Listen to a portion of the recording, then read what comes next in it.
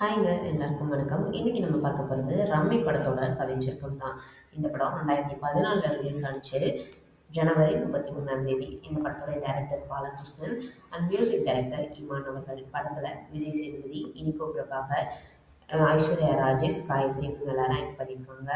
இந்த படத்தில் பார்த்தீங்கன்னா இந்த ஜாதியை வெறி பிடிச்சி நிறைய பேர் இருப்பாங்க இல்லையா, லவ் மேரேஜ்லாம் பண்ணால் வேறு வேறு ஜாதிக்காரங்களாம் பண்ணால் கொலை பண்ணிடுவாங்கல்ல, அந்த மாதிரி ஒரு கான்செப்டில் எடுத்த படம் தான் இது. இதில் பார்த்தீங்கன்னா சக்தி அண்ட் ஜோசப் அப்படின்ற ரெண்டு பேரில் விஜய் சேதுபதி அவர்களும் இனிகோ பிரபாகர் ரெண்டு பேரும் பார்த்தீங்கன்னா ஒரு காலேஜ் மேட்டாக இருக்காங்க. ஒரே ரூமில் தான் தங்கியிருக்காங்க. அதே காலேஜில் படிக்கக்கூடிய மீனாட்சி அப்படின்ற பேரில் உள்ள காயத்ரி அவங்க மேலே இனிகோ பிரபாகர் இருக்கார் இல்லையா, அவருக்கு வந்துட்டு லவ் வருது. ரெண்டு பேரும் லவ் பண்ணுறாங்க. ஆனால் மீனாட்சி வந்து பார்த்திங்கன்னா அவதே ஊரில் இருக்கக்கூடிய ஒரு பெரிய அந்த ஊர் பெரியவருடைய பொண்ணு. அவருக்கு மட்டும் தெரிஞ்சிச்சு அப்படின்னா இவர் இனிகோ பிரபாகரை வந்து கொலை பண்ணி போட்டுருவார் அப்படின்ற ஒரு விஷயம் அவங்களுக்கு வந்து தெரியும். இதை வந்து நம்ம எப்படி அப்பா கிட்ட சொல்ல போகிறோம், எப்படி நம்ம கல்யாணம் பண்ணிக்க போகிறோம் அப்படின்ற ஒரு டவுட்லேயே அவங்க வந்து இருந்துட்டு வருவாங்க.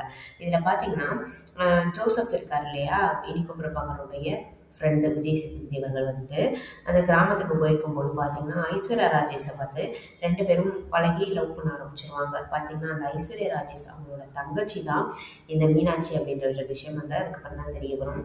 இன்னொன்று இவங்களோட விஷயம் வந்துட்டு அந்த ஊர் பெரியவராக இருக்கக்கூடியவருக்கு தெரிஞ்சிடும். ஐஸ்வர்யா ராஜேஷோட அப்பாவுக்கு தெரிஞ்சோன்னா ரெண்டு பேரும் எங்கேயாவது போய் கல்யாணம் பண்ணி இருந்துக்கலாம்னு சொல்லி தப்பிச்சு போயிடுவாங்க. ஆனாலும் அவங்கள கண்டுபிடிச்சி என்ன பண்ணிடுவாங்கன்னு பார்த்தீங்கன்னா ஐஸ்வர்யா ராஜேஷை மட்டும் வீட்டுக்கு கூட்டிகிட்டு வந்து விஜய் சேதுபதி அதே இடத்துல கொலை பண்ணி போட்டுருவாங்க. அதுக்கப்புறம் ஐஸ்வர்யா ராஜேஷ் மட்டும் வீட்டில் கூட்டிகிட்டு வந்து வச்சுருப்பாங்க. அதுக்கப்புறம் பார்த்தீங்கன்னா இந்த மீனாட்சியும் இனிகோ பிரபாகர் ரெண்டு பேரும் லவ் பண்ணுற விஷயம் அவங்க பார்க்க தெரிய வரும்.